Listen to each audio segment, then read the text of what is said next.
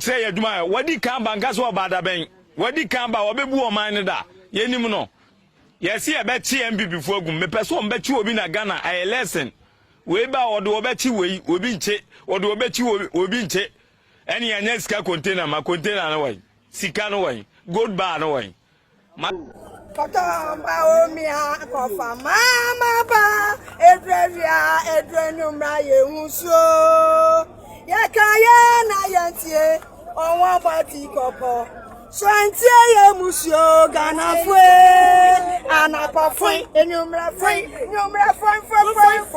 ani sekwa tonton kwa nerio anapa fue enumra fue numra fue ason kwa tonton kwa nerio. Don't start it, John Mahama. You're John Mahama, don't start it because baby a Ghana Druno. So we are watching say we when you want you maybe at this time Ghana say China phone idea uno. Or so na kwa sign Ghana China partnership in Quest say we to media me do baby no be banana do dinin wa mo department and the batch there.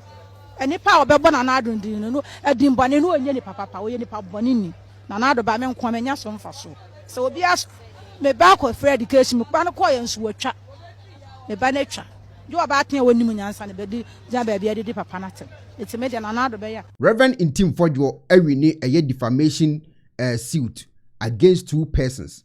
I awarding a 700,000 Ghana cedis, that is 7 billion damages. Now, the Cape Coast High Court has ruled in favor of Reverend Ntim John Fodjo in a defamation lawsuit against Stephen Koba, alias Adepa, and Yao Crunchy, alias Ampong, awarding him 700,000 Ghana cedis in damages. The court declared that statement published by the defendant on the Asiman Politics Ghana WhatsApp platforms on 8 and the 9th 2024 March were defamatory. The defendant were ordered to pay 700,000 Ghana cedis jointly and severally, along with 20,000 each in legal costs. Additionally, the court issued a perpetual injunction restraining the defendant from further publishing defamatory statements against Reverend Ntim Fodjo. They were also ordered to retract the statement with same prominence as the original publication and to issue written apology to the plaintiff, to be published on a Siman Public Ghana WhatsApp platform and other social media platforms where statements were circulated. The MP has sued two demanding damages for libel and slander in the sum of 1 million Ghana cedis. Sisi Eka said, Reverend John Ntim Fodjo or Nyasem Ketwa, the way I was trending and no thing. You say, we winning court cases be no betting Komobia to a one thing. Eddie a fat a year a memoir air cost or Ghana. You say, to say, well, Jina Mahama so papa. Video Sansuina, Ubet Ghana phone is soon. Yeah, and check Romusu. O master take kind of chrono at the what the video. And they were begging. Hey, President Mahama Penson, a teacher for Bunko to do a patch. For it is possible, Yabeshia, a former education minister, and I feel announced a MP for Asin South constituency, Honorable Reverend Ntim Fodjo, and Nendra, a President Mahama Elanchi, Jumera project, when they was a teacher for a former Nanuya, a president touch on our video now, but was securities by no more. Money at the present praying, no current here, or more canoe. Now I know, and Yabeshia revenue, a bisan, Tiabisan is a dinner, a coso, education minister, a fair teacher phone. Yo, Mavis, it's my mobile Juma, Vamibon Basopa, you're doing a great job. And I'm Rev Pa, sir, a teacher for members of our noble profession, our doctor for engineers, lawyer for journalists, or be a general Mabetri's run. A patch out. Now then, no more. If it's a Bonibi no Maya, it's a Bonibia no Maya. Thousands of them were the far home, any party when they far home because colleges of education there. When you read your national service, we know a pass on since there. Amphibia, you far home in thousands. Amphibia, and the same group now. We claims a 2022 batch, and they are far home. Now, you far home, it takes some months.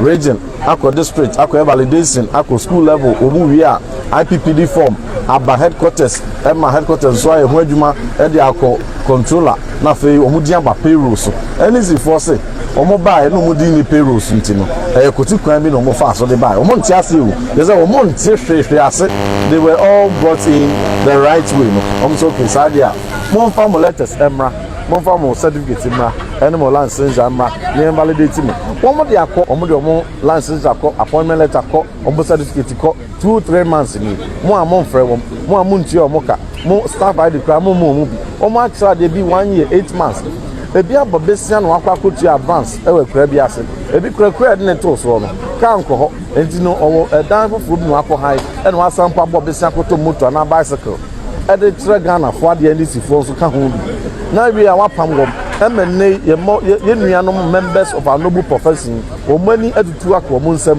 e na sabi omu kotodwe na egu fom he video na asefem maybe ya bo video no na omu kotodwe gu fom pa o mampani cho so mampani e pa cho ma ye ni akatua no ye se maniskani ono na dwuma wa ye teacher dwuma wa di no ye o pa cho se tuaneka o pa cho se mane ho nkrata ni yie sabi ya enti no mampani legacy a person will make no is that the kind of legacy say ono me president and penso and a teacher for a boom could be a patch once with your mocha.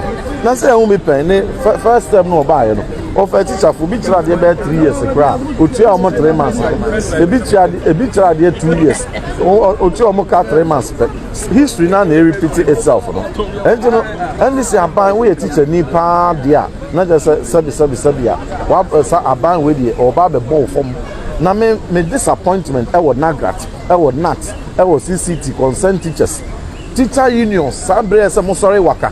Strike then you were some teachers who call editor or Mampenino, Ewo, Sabe Equambonia, or a teacher way afaso. Thousands of them. Obia Din, I cannot to Ewo. Should they are nurses for ye?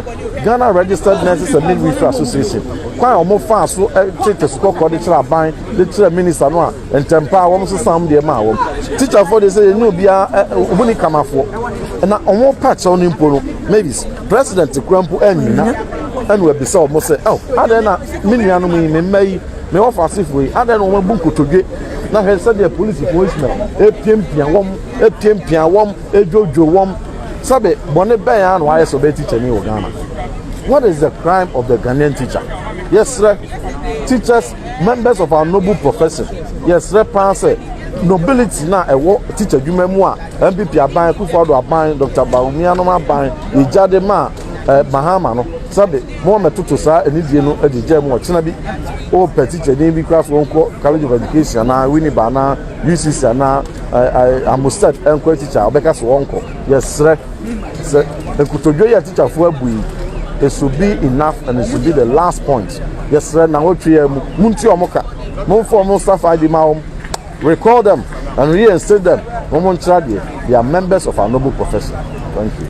It's Nyankopon di Mahama ba say o me twe Ghana for so o me punish Ghana for mo japa de no me sesanfa nko no one na ebusa fo mko di ni pacha ni ministers na ewie sika no afi de mai di obi atimi nka hwe so obi e NDC ni na de ha no no person man ni ko nanim no o de ba say say na nko fo ne ye Nyankopon be sasa abrante friend Bobby ansa Bobby our friend say Adwa FM no Captain Smart they say who do you know so about NDC no sorry about MPP say den so because the Okoye campaign here did no nim some about beboa Okoye is scared here after the Okoye can sim on have on say mo kasa ma NDC me be okay to John Hughes TV3 and as far as obi adi Bella Mudi oba papa oba me pena so so I do timi ka hwe first no ko be nsu no is and on friends and ko ba no ko hwe nsu ni nyina say ayemfu nya adi asofo nya adi munya ho hwe nkrofo nkwa asori awon che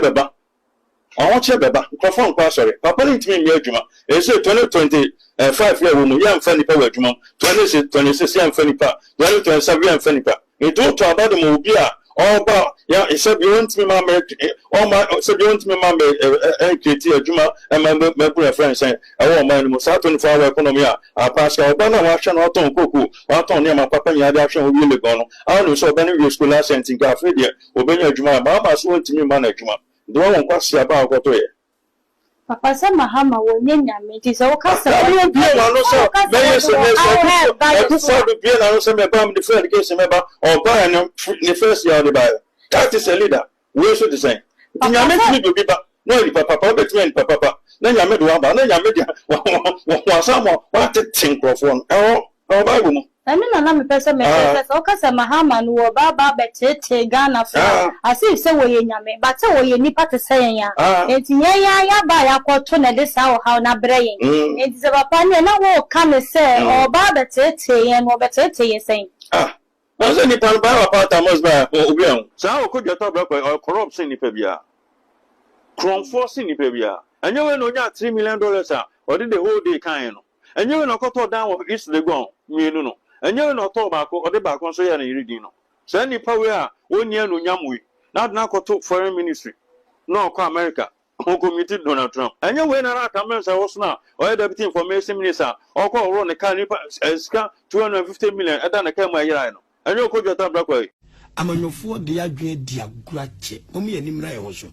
I'm not another mobile hono. A bad way I bay on for Ekuonaba that time. I say, nka abanda dano. Etimi tuya koko bo 6,000. Sabreno. Emma to ekuafo ti wo makoto abadia ma aban aba.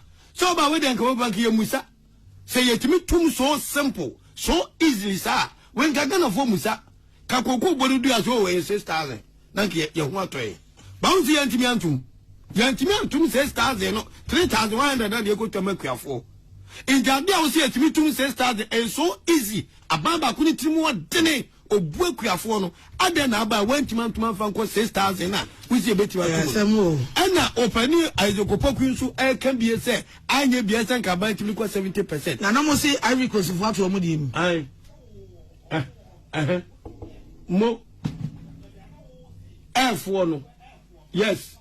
Meno ya dwen se nchechema ye nwa odi ama we kire hoyi meno ya dwen nemo message odo nya for Ekupoku no so say 70% ne say enya realistic kama mu fa na da Ghana for ma I say two political parties eya na ya kwa say why me nso me ye obi sanye de kire mai sanye de bisa na say ya koye sabi de nka me hia ono nya for eyi Ekupoku sometime on odi yire mu pa no ranking member on agriculture odofo meka asem bi akere wo ne se wo hu edai na wo ho no akurase dai na wo ho no hwedai ni yi o nipa desani ana dasa edai ni mu ti asem na meka kere no ma me nkere wade wa ha ma me nkere wade ka mama yenko dimachi ewi ase asem bi wo ho no ma e ya rehosem hwedai na me kere wo no afi be hwade yenko ni sei me ma wi asi ni na hu Ghana de ene emeko Odofo se wahu adie ya wo hwe blawani mane eja blawani se wahu adie ya wo hwe eye koko ana babuna wo bese emfi adue nu ehya ase adua koko ni nie hwe dai ya wasiasi koko nu ya woda koko nu eye awia koko Ghana asemu a esi ya yehunu bi da 2023 His Excellency former President Nanado what the 1 year at to Kokomu 3 times of our blawani what to Kokomu 3 times at the call old currency 31 million. Anna former president John Mahama Satem no former president as some kind say now you penina with the atoro when you fu adi ni na we say Koko 60 million.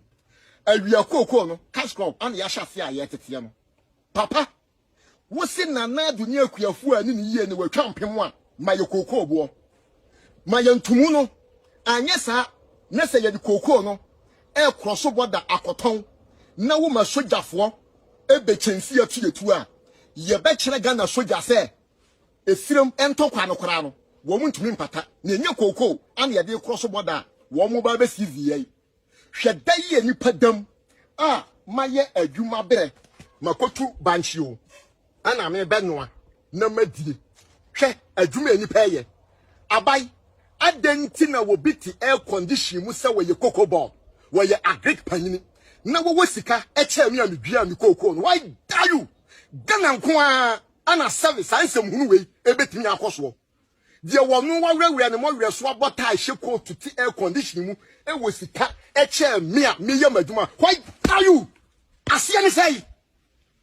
ne say me video me ya no me ka send yam panimfo na mo so mohwe yie osuani 0244 871 371 Ghana dia wo ka no kra na ye threaten maka ye besiensi 100 days ye si ehu adwuma bia adwuma be no mbetuma ka che so oba ye waye onye adwuma bia ma ehu ye o hye ye boso obema ye enkokọ nketenkete metu ma bobuo be 30 o village anoma akrampo mi hu bi afedan ye to ya nko school and wa promise ye say nkokọ nketenkete nti ye twen ye nkokọ nketenkete no sa nkokọ ne maaye seze adwuma be no ye metu mi ne visa ticket krampo mi ni bia regular airport gambeze mafroplain adwuma be no de maaye bet tax e fa me ho ben ye yi free baby ne dia kohye baby Ghana mama ye nsua ade free baby bet tax ye yi free bien die be no mbe chere se Mahama bae waye 100 days mo chere adwuma waye Ghana fo chere adwuma wadi kan banka so bada ben wadi kan ba obebu o man ne da ye nim no ye se e be chi MPP fo agum me pese o mbe chi obi na Ghana ay lesson we ba odo obechi we obi nche odo obechi obi nche eni anya sika container ma container no way sika no way gold bar no way masa 100 days adwuma bi amae hey abreu ya bremu pa ye hustling aho che ma me yire krampo aja me kan ba o me so beti me nse ni mu nyina beti no mo nya sa de na o mo ye no we ye adwuma no we beto a no waja to otra no okọ we ye adwuma no waja to otra no okọ se ne se me maki Mahama ne 100 days in office na me man -0. The reason to me man -0 no any say a free 7th January ebepem ene 17th of April no ya tufu onkwamu 3 times. Electricity ya tumu 14.75%. Ensuo ya tumu 4.02%. Ena a free December cement na 85 Ghana cedis. Ene 140 Ghana cedis. Okay. Osaba your friends eniema ekoso amakuo no agidi mbone nso a efidi sam obektina asofiti January 7th to eneno cocaine ko a yache no $500 million. Papa no enka won hwe waye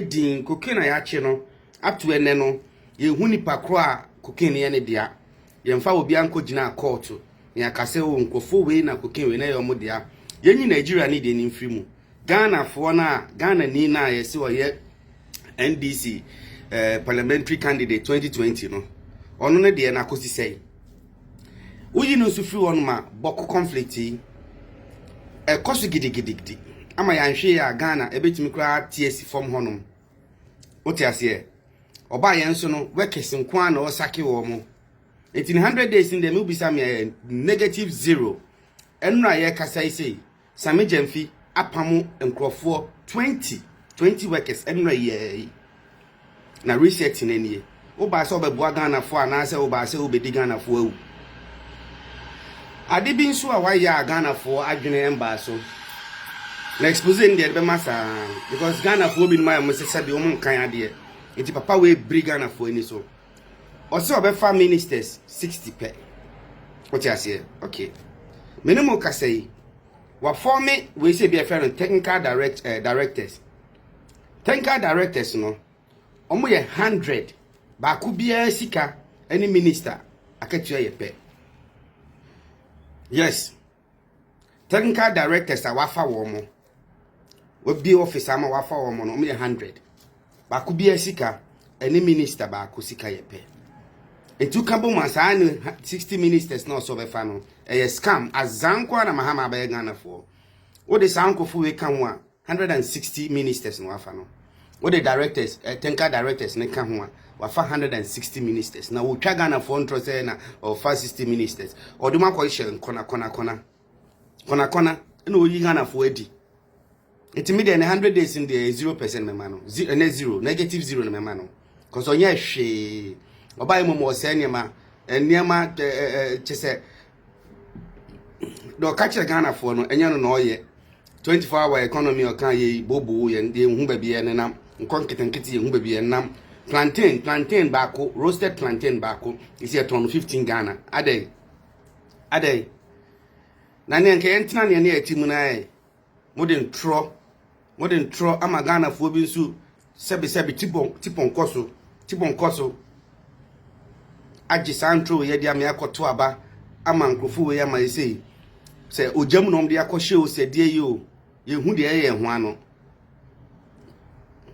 Mr. Mahama, with all due respect 100 days unya -0.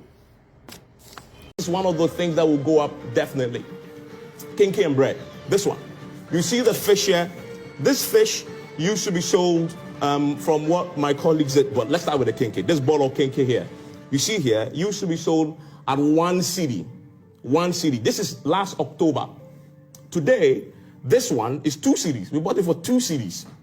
So we have 4 cedis of kinky here. So that tells you a story already. Times are hard.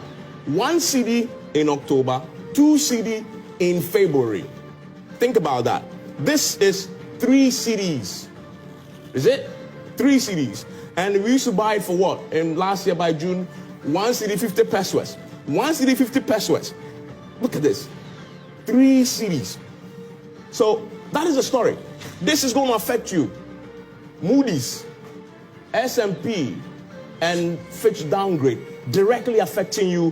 Your kinky is going to be affected. That is fundamentally the story I want you to appreciate, because you've been hearing Fitch, Moody's. What does it mean to you? This is what it means to you. It has an impact. Government can't cushion you. Fuel prices are going to go up. They can't do anything because the fiscal space is constricted, and so you're going to be paying more. 1 cedi in October, 2 cedi in February, 3 cedi now.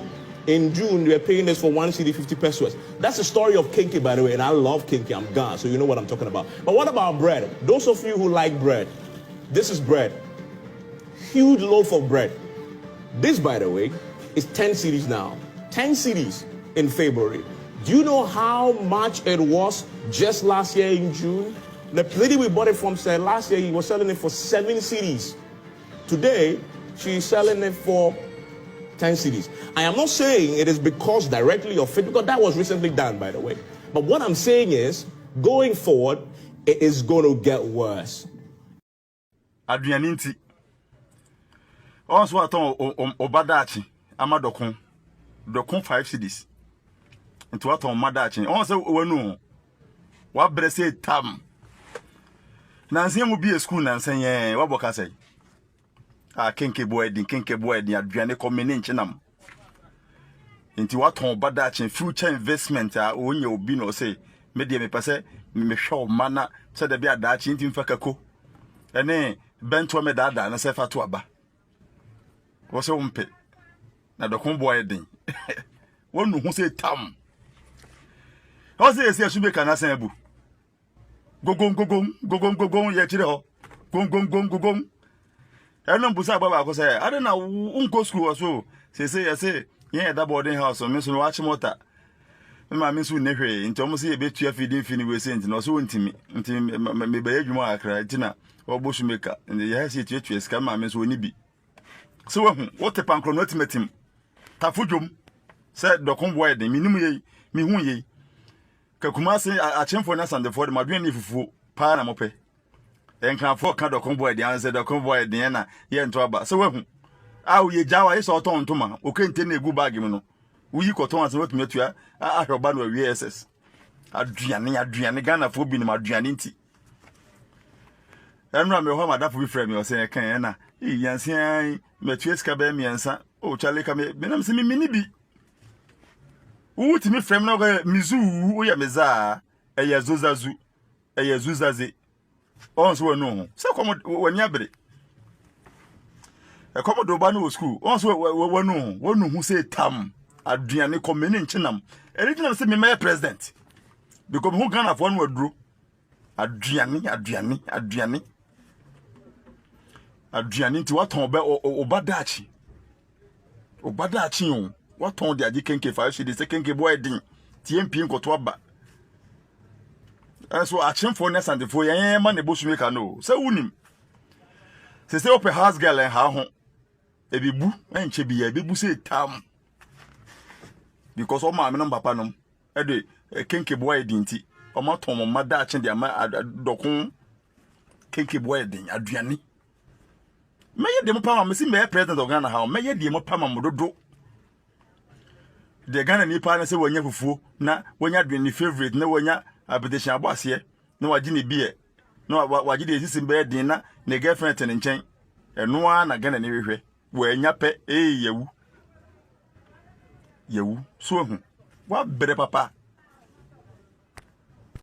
ezu eza he enemera hu anwonafo kromu anyina mema yakọ hwe na Ekufuado teso mo se wo ye mo bonsam onwini nipa ho onwina anwonafo ho enti epo eyiri be fa mo niema se mufuo se mo dan se mbu bia okujato abra kwa betre ye beto ete se Ekufuado ye nipa boni ni asantefo ana achimfo na sasem ne to wo ma enko be ye bibia fa ho prophet Kofi Oduro su di preachi enkofo bebre twa Ekufuado achi nti Ekufuado de na je se wo ye enkofo bebre bonsam wo krom ha enne Ekufuado tamas no afiri so epu na eyiri anwonafo no anwonafo ahemfo togbemu omoto omo nka hwe ena NDC na woso omo World Bank Saudi voter ena nsuo eyiri omo Ekufuado ta onye on na koka kire epu so meyiri omo nsu ye ka se Ekufuado ye baifo ye bonsam ena NDC fo ena woso still anwonafo na nsuo de omo. People can't even secure or protect or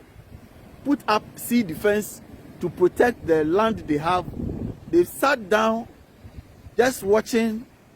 Let's give everything to God. Now the sea has gradually claimed all properties, homes, destroyed many houses. Look. Imagine going through all the toils, the suffering to build, to put up a house for gradually for the sea to come and destroy everything. Look. For the sea to come and destroy everything. Huh? How much will it cost to build a sea defense all the way? Oh, it is only in Africa that there should be an accident before we think. It is only in Africa that something has to happen. Unless something happens. Unless, like people die, unless people lose lives, unless people lose properties, before we start to think of what to do. I am being told that as far as where that boat is, all that place where people's homes, where people's were living there, the town went far back as where the boat is. But gradually, the sea has claimed all these areas, has destroyed many properties, many lands, and this is where we are today. Look at this. Imagine building a house for you to just wake up one day for the sea to come all the way here to destroy everything. Meanwhile, this could have been prevented. This could have been prevented. This could have been prevented. Imagine. The lives of the people in the Volta region here is very, very sad. Especially those living at the coastal areas, living closer to the sea. Oh my goodness. It's very, very sad. The living condition, the structures they are sleeping in. Oh my goodness. It's very, very, very sad. But we claim to be having leaders. We claim to have traditional leaders. We claim to have religious leaders. We claim to have political leaders. Huh? We have traditional leaders. We have religious leaders. We have traditional leaders who don't think about the living of the condition of the living. Who only think about where we will go when we die. Who only comes here with sweet words, sweet promises. Imagine there should be an election. You see the number of politicians running here. Imagine. Ensuo se mi fie, ensuo se me dan, ensuo brame mi pe baby di mi tiato, baby amene me yire ne me mabeda kura minya. Ensuo jemasase ensuo se mi fie. Na pani waba, no be ma me mu any cap, any blanket. Na woko. Mena vitamu ha. Emono, because I put so many namenom. You see, our political leaders, our politicians, what a regional minister. You just came. I know you've not been long in office.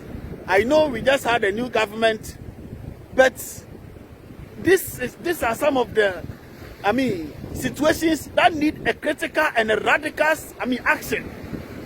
All these people here can be relocated to somewhere. There should be a tent being built for them.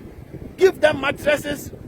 Give them where they can put their head, where they can get some sound sleep. But I'm being told that you just came here, you share rice for them. And the woman is telling me that they've kept the rice in their rooms. They don't know where to cook their rice. Because my kitchen has been taken away. The sea has claimed my kitchen. And you're giving me rice. I should fetch the sea water and pour the rice inside and drink it. Oh, our politicians, we not do too much. Look, people's homes have been claimed by the sea. All the way to where the canoe is.